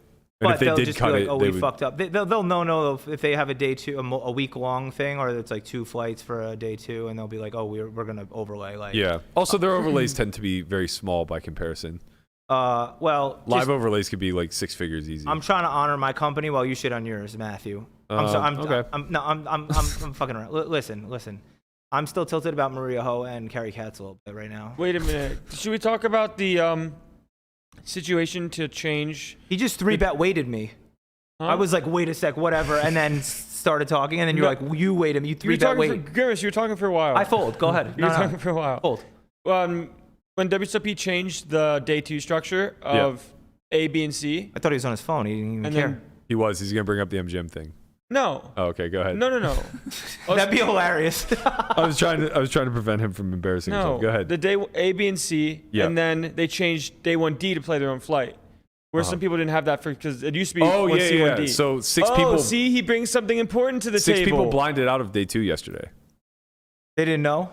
They didn't know it was changed. Oh, you mean they didn't see their 911 emergency tweet? How do you not go on Twitter? What if you start on social media? I know, of course. No, he's being sarcastic. But yeah, that's like their bootleg main they ran online. Yeah. They didn't post the payouts, and they did it on their fucking Twitter. Do you remember the 2020? Vaguely, yeah. It was the 2020 main event, or 10K in December, or whatever. It was the online main. Yeah. It was fucking on their Twitter, not even on their platform. Like, they didn't even put a notification, like any system to be like ACR will be like, boom, this is going down. We made a mistake. We're working to fix, or whatever the fuck it is. Nothing. You have to find their Twitter and hope to find that out. That sucks for those people. Yeah, that I don't know what can be done to remedy it, to be honest. If it was only on their Twitter, I mean, was there blatant warnings on like the other sites you may check? Like, you know, they, I think, made a loose announcement reminding people. I didn't bag, you know so what? I don't Yeah, know. I'm sure they made an announcement at bagging and stuff like that. But, you know, it's like what people don't listen all the time.